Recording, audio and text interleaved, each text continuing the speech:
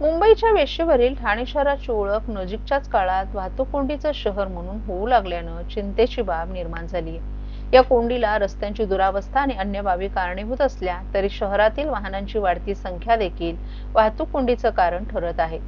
साधारणतः 18 लाख लोकसंख्येच्या ठाण्यात आजघडीला तब्बल 16.5 लाख वाहनं आहेत। त्यामुळे नागरिकांनी सार्वजनिक वाहतुकीला प्राधान्य देणं गरजेचं असल्याचं मत ठाणे शहर वाहतूक शाखेचे उपायुक्त पंकज शिरसाट यांनी व्यक्त केले।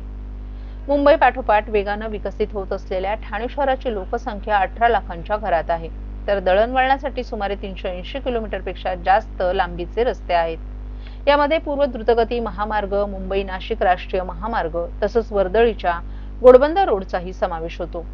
ठाणे शहराअंतर्गत असलेले अनेक जुने रस्ते अपुरे आणि अरुंद आहेत। यामध्ये पार्किंगची सुविधा उपलब्ध नसल्यानं सर्रास रस्त्यांवर वाहनं पार्क केली जातात। याशिवाय कामावर जाणारे चाकरमानी आणि उद्योग व्यवसायाकरता शहरात येणारी जड अवजड व्यावसायिक वाहनं देखील रस्त्यांवर मिळेल त्या जागेत तासनतास उभी केली जातात। जुन्या ठाण्यात तर पार्किंगची समस्या गहन आहे, त्यामुळे मुख्य रस्त्यांवरील वाहतूक कोंडीची झळ अंतर्गत शहरालाही बसते। अनेक छोट्या मोठ्या इमारतींचा पुनर्विकास होऊन मोठमोठे टॉवर उभे राहत आहेत। त्यामुळे गेल्या काही वर्षात लोकसंख्येसोबतच वाहनांच्या संख्येत देखील 5 पट वाढ झाल्याचं दिसून येते। शहरातील अन्य मुख्य रस्ते आणि घोडबंदर रोडवर ठाणे महापालिका, मेट्रो आदी विविध प्राधिकरणांमार्फत सुरू असलेल्या विकास कामांमुळे आणि अनेकदा होणाऱ्या अपघात दुर्घटनांच्या घटनांमुळे वारंवार अडथळे उद्भवून वाहतूक खोळंबून पडते। अशा सर्व अडचणींना सामोरं जात ठाणे शहर वाहतूक विभाग उपलब्ध मनुष्यबळाच्या आणि ट्रॅफिक वॉर्डनच्या सोबतीनं रस्त्यांवर अविरत कार्यरत आहे। परंतु वाहनांच्या वाढत्या संख्येमुळे वाहतूक नियमन करताना वाहतूक पोलिसांना तारेवरची कसरत करावी लागते। ठाणे प्रादेशिक परिवहन कार्यालयाकडे नोंदणी केलेल्या वाहनांची संख्या पाहता ठाण्यातील प्रतिमानशी एक वाहन अशी परिस्थिती दिसून येते। यामध्ये 2,78,000 ट्रान्सपोर्ट वाहनांची संख्या असून नॉन ट्रान्सपोर्ट वाहनांची संख्या 13,72,679 इतकी आहे। अशा प्रकारे दिवसागणिक वाहनं वाढत असून आज घडीला 16,51,384 वाहनं ठाण्यात धावत आहेत।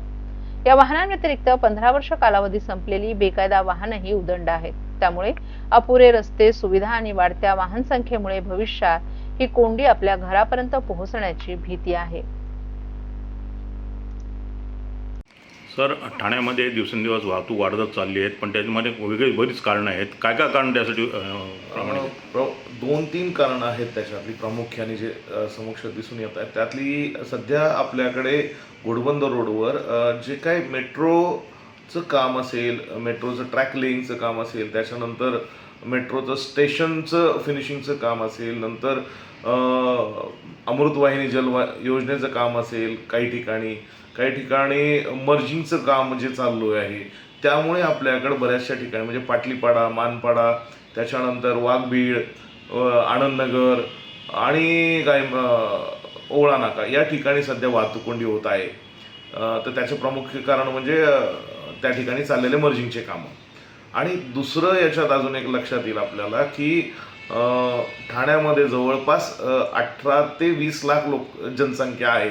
आणि आत्ता जो RTO कडनं जो आपण जस्ट माहिती मागवलेली आहे 2 दिवसापूर्वी, तर त्याच्यात असं निदर्शनास येतं की जवळपास 10 लाख दुचाकी, 3 लाख चारचाकी वाहनं, 3.5 लाख चारचाकी वाहनं असतील, 89,000 रिक्षा आहेत, 1.5 लाख टेम्पोज आहेत, टेम्पो आणि पिकअप हे आहेत।